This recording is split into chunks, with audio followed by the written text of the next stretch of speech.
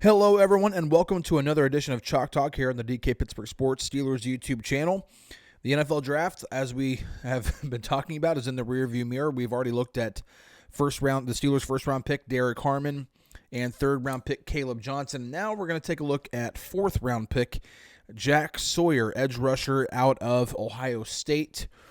Just won a national championship, known for being a really high-character guy.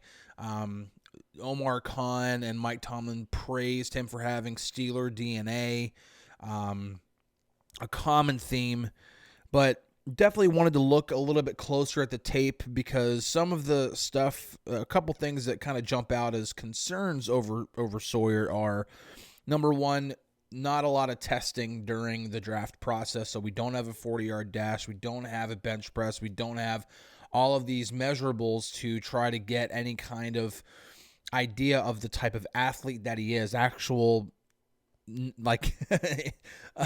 numbers, something that you can't, you can definitively say, okay, he definitely runs this fast. RAS scores, the RAS score, relative athletic score, is a really big one. He didn't get one. He didn't do enough to earn a RAS score. These are on a scale of 1 to 10 or 0 to 10. And he didn't have a score because he didn't do enough. And so that's a bit of a concern. Then also 31 3/4 inch arms.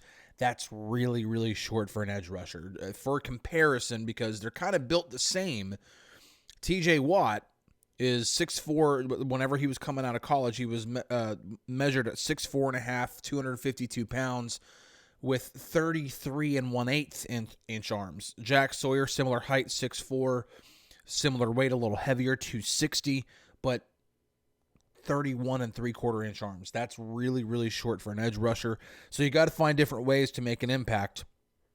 But the one thing that he can do really well, and I wanted to highlight this right off the bat, is he can help set the edge in the running game. And you kind of see it there.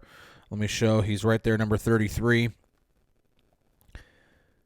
It's a lot of guys. Now, granted, you can see the direction, that's the running back's attack point right there, is right toward Sawyer, and he doesn't do much here. This is a lot of the time when an edge rusher is help setting the edge, this is all they're doing.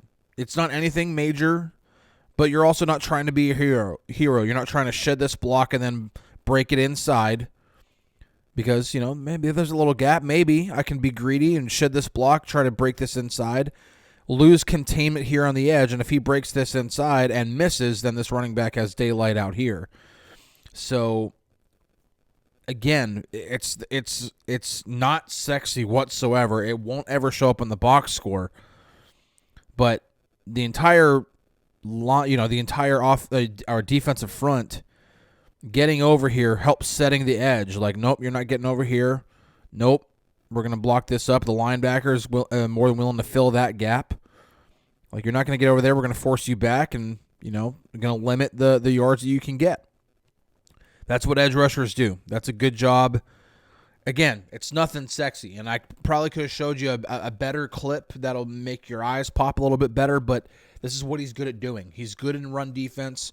He's good at making tackles whenever runners run in his gap.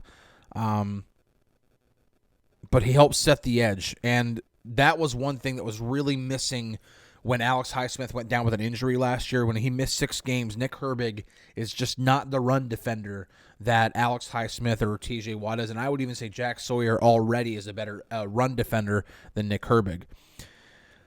Sawyer, when he's facing lesser competition, this is against Akron,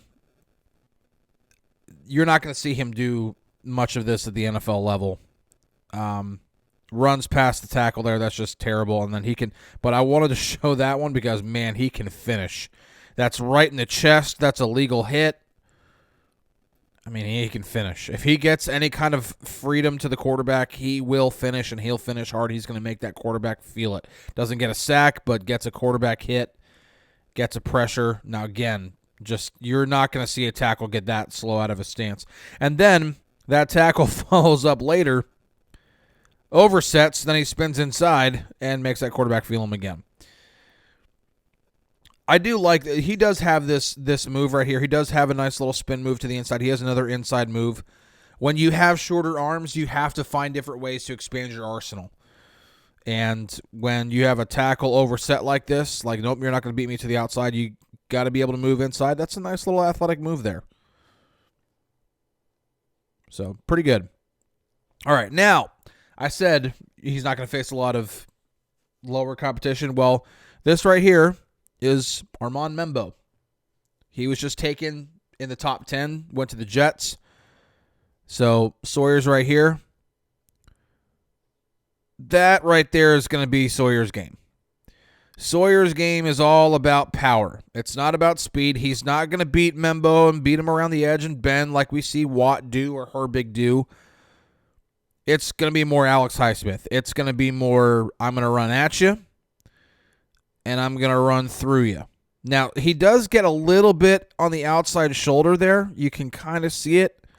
Gets a little bit on the outside shoulder. That helps.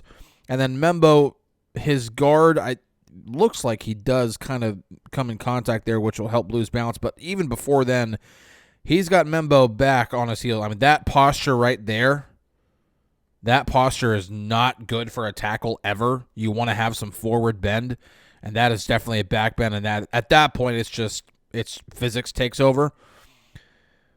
But that's Sawyer's game. When he's rushing the passer, it's going to be through power. And he'll rack up pressures by doing that. He's not going to probably get a lot of sacks doing that. NFL, and again, one of the best tackles. I mean, this is like I said, a top 10 pick that just went to the Jets, and he runs through them. I mean, that's good to see, to know, okay, he's got legitimate NFL power for an edge rusher.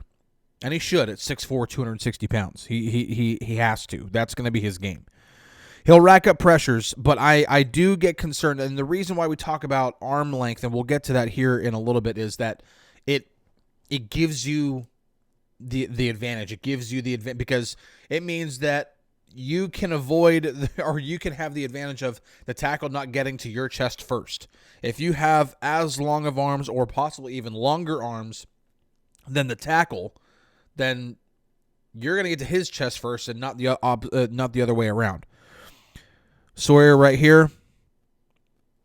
This right here is just terrible quarterbacking, but I wanted to show because it shows Sawyer's pursuit.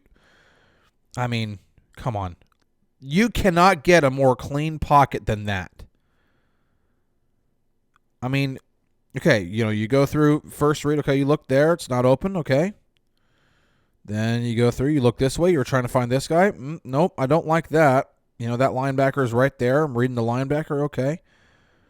Nobody else is coming off their block. You got this double team. This guy's locked up. This guy's locked up. Sawyer's locked up. Sorry, I'm going to quarterback school here, but man alive, that's a clean pocket. What are you doing? And then whenever he starts to break outside, the camera pans over, and you can see this dude is all by himself back there. If he would have just stayed in the pocket, he could have hit that dude. Oh, man. It's terrible. But I wanted to show, okay, Sawyer, he does lose here. And, again, this is where you're going to start to see the lack of arm length. You're not going to be able to shove back and find different ways, and you're going to get stalled a lot of the time. But whenever he breaks pursuit, obviously, now he has the advantage because he can see where the quarterback is going. The tackle can't. And so he can break off that block, and then he just pursues him. I mean, this is good pursuit. Terrible quarterbacking. Man alive, just bad quarterbacking. Sawyer right there. That's what I'm talking about. Nice inside move, forces the quarterback outside. At one point, I mean, you get the, okay, so that's the one thing that, like I said, we saw the spin move earlier, granted, against Akron. This little nice step there. So tackles nowadays are so used to having to bounce outside and kick. I mean, you see this foot right there, watching that kick. You're getting outside. But man, 1, 2, 3. You got 3 guys trying to stop him, and he still kind of gets through. That inside move really does help create some pressure. So he's got a nice inside move, very underrated.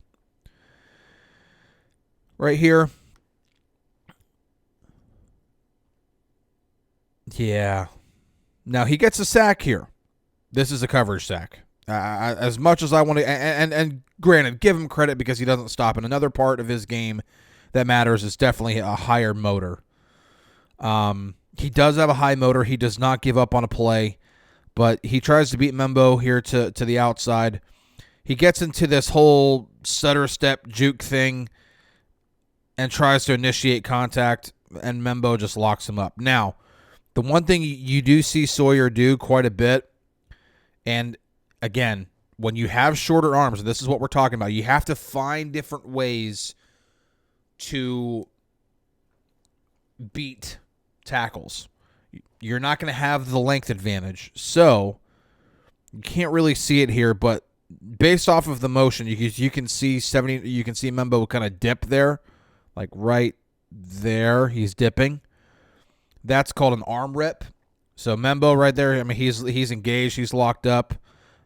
And what Sawyer is doing is taking his arms and literally clubbing down on the arms. It's just ripping the arms away from you. And that disengages the block, and then he's able to then pursue. But again, I mean, you're talking, I'm not going to sit here and get a stopwatch or anything like that, but this is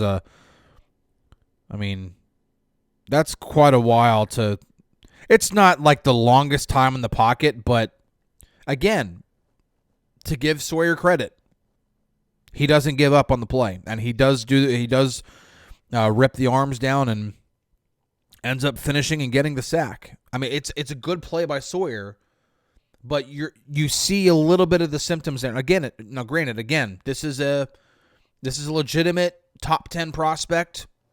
He's going to, I mean, you're not going to always face NFL competition, so that's one of the reasons why I wanted to show so many snaps against Membo, because we're trying to look at what he's going to look like against NFL talent. You're kind of seeing some of the things he's going to have to overcome. I mean, you're going to get stalled up. Getting to the quarterback quickly is going to be a challenge for him at the NFL level. I mean, he's got power. That's great. He can help defend the run. But he's got a high motor, and you can always work with a high motor. Always. What does Mike Tomlin like to say? I'd rather say whoa than sick him. He will never have to tell Jack Sawyer sick him. Like, he's going to have to say whoa probably all the time when it comes to his play. Another thing here, and this is not even Sawyer making the play. He's right here, by the way. This is just a good job of, making sure that you fill the right gap. Obviously, the Ohio State's running a DB blitz here.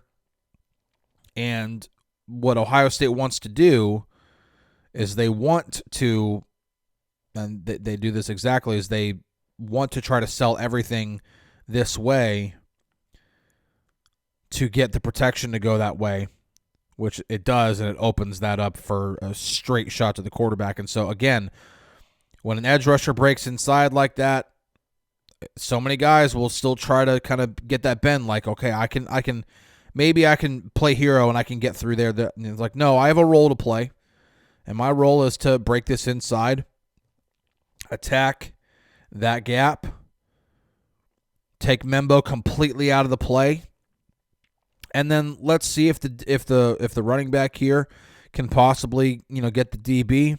He doesn't. I mean, what if you're trying to actually run block, or I'm sorry, pass protect? That's a terrible job, and you just got your quarterback hit. Ouch. So again, smart football player, high motor, high character. You can do a lot with the characteristics. He's big, he's strong, and he's got, again, legitimate NFL power right there, going through Membo. That bull rush it will win him some reps, and it will create some pressures at the NFL level. I do wonder about how much of a productive pass rusher he can be Not worried about his run defense whatsoever. More worried about him as a pass rusher. And if he can expand the arsenal and overcome the lack of length, because, Melvin Ingram didn't have long arms. There are plenty of edge rushers who didn't have long arms and still found a way to be productive at the NFL level. We'll see. We'll see how it pans out for Sawyer, but definitely, again, high character, high motor. He's going to be a guy who plays really tough, going to be a guy who I think a lot of Steelers fans are going to like by the way he plays more than probably the actual production. But I don't want to put a ceiling on a guy either. Again, you can always do more with a high motor. So that'll wrap up this Chalk Talk. Appreciate you joining. We'll be back tomorrow with another one. Going to try to take a look at Y.A. Black out of Iowa. Big old F-350, as Mike Tomlin liked to call him. So we'll take a look at him. We'll be back. Until next time, catch you guys on the Flippity Flip. We'll see you later.